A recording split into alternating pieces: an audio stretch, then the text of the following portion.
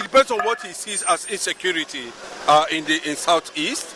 I don't think, to an extent, I want to agree with him that there's insecurity in the Southeast. But the factor, of insecurity in the Southeast is somebody that has been illegally detained, which everything about insecurity has been built around him, and that is why anything that you mention about insecurity in the entire eastern Nigeria, you talk about Nnamdikanu, that structure of insecurity has been built around him because of the perceived agenda of victimization, of marginalization, of conquest, by the powers that be, and the people. Everybody sees Nnamdikanu as that symbol, and his presence, his continuous presence in an illegal atmosphere without any crime committed, is fueling deep reservations against Nigeria. And of course, I have to understand that the people led to the killing of those 5 soldiers, who are predominantly from the Abia state, so to say, was for me an act of criminality, and a proper investigation should be carried in that regard, because I do not support that kind of act, and no sane person will support that kind of killing of soldiers, for just any cause. We are not at war. Biafra is not at war, we know. The southeastern Nigeria is not at war, even though there has been an psychological warfare that has been waged against the entire Igbo Biafran country, nation, for a very long time. But Nnamdikanu's presence and his understanding and Igbo understanding is what has kept people, trying to control themselves. As it may. May 30 was the remembrance in commemoration day for over 7 million Biafrans that have lost their war that very day. And it was quite unfortunate that that mourning and celebration turned very bloody, and that was what led to the killing of 5 soldiers. We are going to look at the Governor Oti body language and what Governor Oti have done so far to make sure that there is no form of military retaliation, in that regard. I think kudos to the governor to an extent. He has been trying to persuade, he has shown enough solidarity to the military hierarchy, and what happened is quite regrettable. Then on the side of the presidency, trying to throw another body language to the situation, given the rush of which he made that kind of statement, is well understood, and we know that kind of thing, we know where it's coming from, and we know the reason why, that anything that has to do with Biafrans and Igbos, the speed is always come with a lot of but interpretations, which we have seen coming from the presidency. Though we are not in support of that, but we expected the president to call for a proper investigation, and that investigation needs to be something that has to do with the Nigerian police force, coming out to do a proper investigation that will unveil the mysteries and the criminality that have led to the killing of 5 soldiers, and make sure that anybody who is found guilty must definitely face the law. Well, we've seen allegation against the Ipob that they are the one that caused the death of the 5 soldiers. Do you not think there will be a clash between the military and the Ipob this time? Because but the Ipob have come out and tell the world that they were not involved in the killings of the military men. But do you not see them clashing in the future?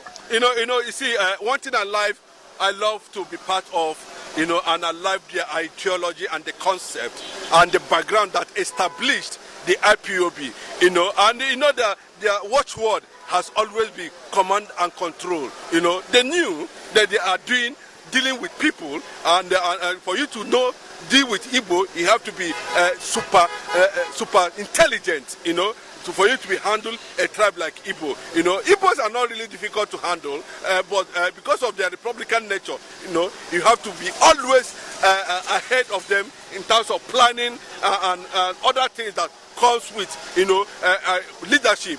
IPOB has never been a violent organization. IPOB has never involved in any violent act whatsoever, irrespective of the provocation from enemies of the land. IPOB refused to take up arms. IPOB refused to be violent. IPOB refused to resort to killings, you know, in whichever way, or destruction, whichever way. They have resisted it, you know, and that resistance you are seeing comes from their nature, you know, because an average Igbo man knows how to persevere. An average Igbo man believes in long suffering. An average Igbo man is connected to nature, and nature is God. So you can see the level of, you know, shock observer that Igbo man has. So and they continue to defend, you know, that sanity, that IPOB is not a violent organization, and that the federal government of Nigeria should understand that very well. Anybody, you know, can act in disguise. It can be the federal government that went ahead to carry out that kind of assassination. It can be the enemies of the state governor, talking about Alex Oti. It can also be people who does not want Biafra to work, or the East to be in peace. It can also be some elements who want to cripple or bring discredit to the IPOB and what they are doing. So that's why we're saying that there's no need for a personal attack from the military or from the army against the indigenes or citizens of Abia. Allow the Nigerian police force to conduct a proper investigation and to be able to determine, you know, what led to that criminal act.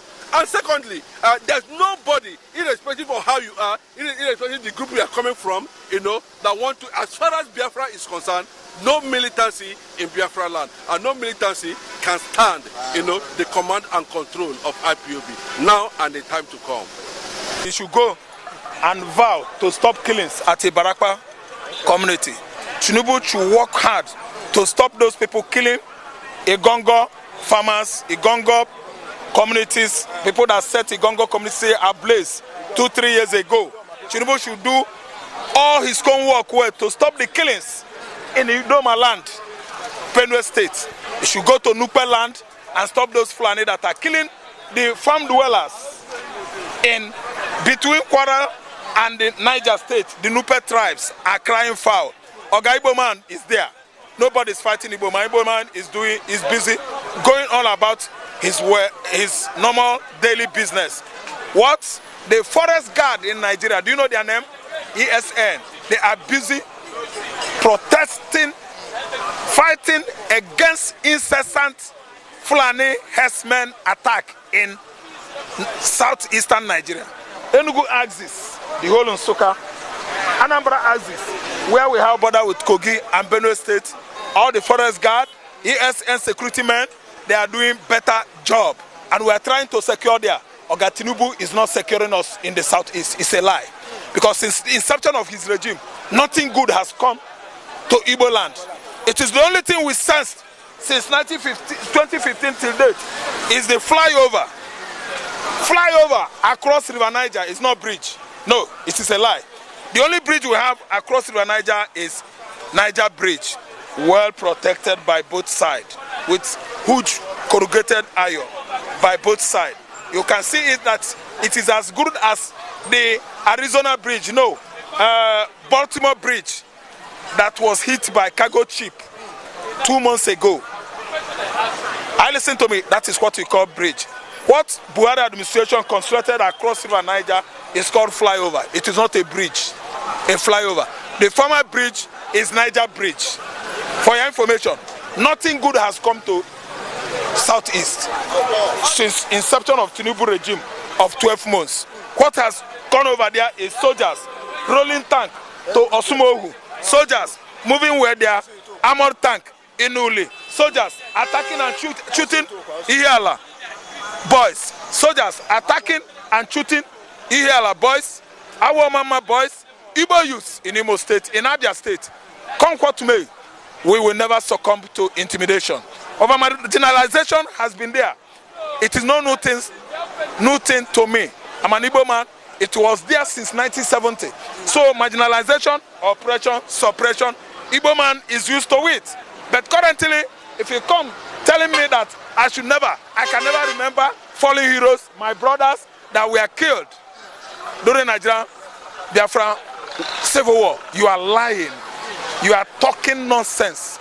Every 31st, Igbo man in America, in the UK, in China, in India, in Lagos, they must remember they are fallen heroes. In Lagos here, you can go one corner, in a pensive mood, you can buy your Abia or mineral, whatever you have money to pay for. You get it done, you sit down and discuss about these fallen heroes. Nigeria is not happy with Igbo man. Tinubu government is angry with Igbo man. We are seeing it all over the places. No intimidation can stop me from saying the truth on social media. After all, my best girlfriend now is Aisha Yusuf. She's a truthful lady. I love her. He's telling Nigeria. They are calling for arrest. He's a truthful woman. They should go and arrest her. We are here to tell the whole world that Aisha Yusuf should be released immediately. But she has not been arrested. But they're already clamoring for her arrest. They should go and arrest him. AGA should go. No, IG should go and arrest him now. They should go and arrest him. Arrest him. Nabadite. Nnamdikanu was kidnapped, not only arrested, but abducted from Nairobi, Kenya to Nigeria illegally without appropriate extradition process. If Aisha Yusuf arrested this sun that is going down to the horizon, it must pierce through from the eastern horizon tomorrow, early in the morning. It changes nothing. If Aisha Yusuf arrested, she is not dead. You can only kill the body, you can't kill the soul. Nothing changes if Aisha arrested. Are you listening to me? After all, Shiite leader Ezakzaki, have they released him? Thank you. Nnamdikanu, is he not still there? If you arrest Aisha Yusuf Nko, don't you know that Aisha Yusuf is stronger than many able-bodied men in the north that have seen justice playing out, still sellotape their mouths? Oga, Aisha Yusuf is stronger than Joy Bokwe that is messing his destiny up in Lagos State because of a Gunje. Oga, Aisha Yusuf is stronger than most of the able-bodied Igbo men that have turned their back on Biafra agitation. Oga, let me tell you, there is mighty man in Aisha Yusuf. He's a woman, but he's a mighty man. Thank you.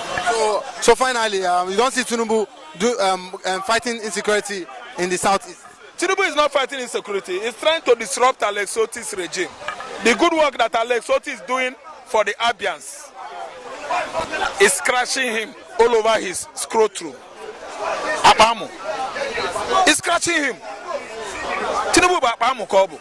Hope is adema ba Abamu. Dave Omani, governor of Enugu State, is Abamu. On a war highway, Alex Oti in Abia State is doing good work. That's why it is only in Aba, Obikaba Junction. That's where soldiers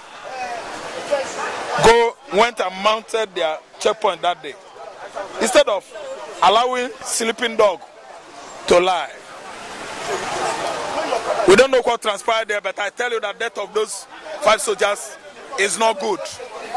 Accusing IPOB is an empty lie. Because why? The perpetrators use mask. They mask their face. How do you read the profile of those people and said it is IPOB? When it was obvious that ekpa has come out and said, hold him responsible, not IPOB. Oga, all roads should be led towards to Finland to get Simon Ekpa arrested. Why are they afraid of that finished military man? I think Nigerian man can shoot gun well now. I think Nigerian man can easily kill Nigerians, civilians, unarmed. Why are they not going to Finland to go and slug it out with finished military? Simon Ekpa is a military man, he's not afraid of death. You can see what he's doing, he's not covering his face. So when you find out that Simon Ekpa has taken the responsibility, go there. Ipob is not happy that soldiers were killed. Now myself, Raf, I'm not happy. Those soldiers that will lay down their life there, they have their families. I'm not happy. Nigerian soldiers should go and arrest him. Chief of Army Staff is there. Go to Finland and fish him out. After fishing him out, we can see the finished fish, Simon Ekpa. After they fish him out, he's now becoming a fish, living in Finland. And when they fish him out, they should bring the fish to Nigeria for us to see and examine the finished fish. They can butcher him and cheer Ekpa and chop. I won't use the word eat. Fish is for consumption, Abi. Now they would bring the finished fish here after fishing him out from Finland. My brother, that is my take. So at least, Tinubu, just like what you said now, at least Tinubu should let him just try to curb the insecurity in the south, because it's already getting out of hand. That's what we just. The people that are responsible for the insecurity in the south are the Fulani herdsmen. They are the ones that are coming from the axis of Nise community in Enugu State, Igbo community in Enugu State, Ihalumona, Yamufu from Enugu State axis, where Enugu is bordering the north. That's where the Fulani herdsmen influx into the southeastern Nigeria is ensuing right now. It's happening. Tinubu should go give marching order to Nigerian military to stop the Fulanis. This whole military giving order should be Igbo soldiers. If you allow Fulani soldiers, they will go there and help those Fulani to abet all manner of criminalities going on there by Fulani herdsmen. Fulani soldiers can never go against or be against Fulani herdsmen. Igbo soldiers, Yoruba soldiers, Benue soldiers, people from these extractions should be deployed to that place, redeployed there, not Fulani soldiers. That is when Tinubu will get it right. Okay, but if they release nnamdikanu, do you think that will be one of the solution curbing the insecurity in the south? If nnamdikanu comes out, nobody's gonna mess up there again. The whole southeastern boys, youths, men, women, boys, girls are crying, bruising their bodies to have him released, because he's there as an innocent man. He did not offend Tinubu, nor Buhari did he offend. Nnamdikanu did not offend anybody. He's going his normal agitation, biafra, agitation business. Around the world, it is all about agitation transaction, and he's doing it peacefully. He has won an award from international Transparency International and other human rights organizations. Nnamdikanu has won an award as the most, peaceful agitator in the world. Oga, shame onto Buhari regime that have him incarcerated.